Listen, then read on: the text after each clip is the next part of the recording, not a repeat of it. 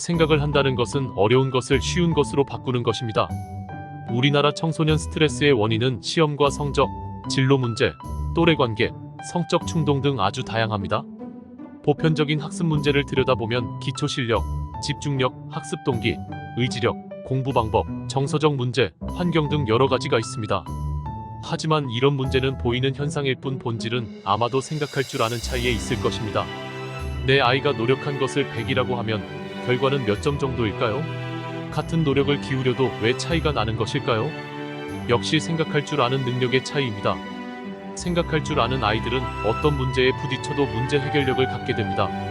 학교 현장에서 공부법을 강의하면서 느끼는 것 중에 학생들이 수업 시간에 제일 싫어하는 세 가지가 있습니다. 그것은 바로 자 생각해보자, 자 이제 생각한 것을 발표해보자, 자 생각한 내용을 글로 써보자입니다. 아이들은 생각하는 것을 정말 귀찮아합니다.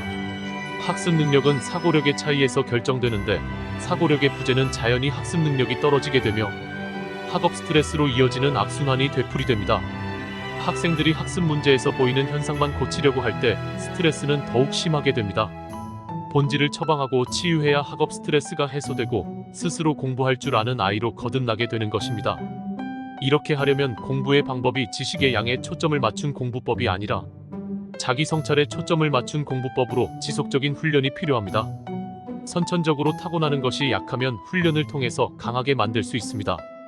이때 교과서의 교과 내용으로 생각의 고리의 틀에 맞추어 훈련하면 힘들이지 않고 학습이 되면서 생각하는 훈련이 효과적으로 이루어집니다.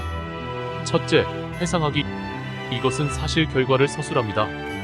회상할 때 사실, 대상, 사건을 떠올려 봅니다. 예를 들어 지난주에 배운 영어 단어 떠올리기, 다음 주에 있을 시험 일정 떠올리기.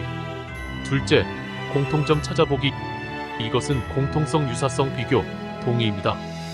2개 이상의 것을 비교해서 서로 닮은 점, 비슷한 점 등을 찾아봅니다. 예를 들어 친구와 가족의 유사한 점, 여자와 남자의 공통점. 셋째, 차이점 찾아보기. 이것은 차이, 대조, 반행입니다. 2개 이상의 것을 비교해서 다른 점과 차이점 등을 찾아봅니다. 예를 들어 동물과 식물의 차이점, 토론식 수업과 강의식 수업의 차이점. 넷째, 인과관계 추론하기. 이것은 이유, 원인, 결과, 추측입니다.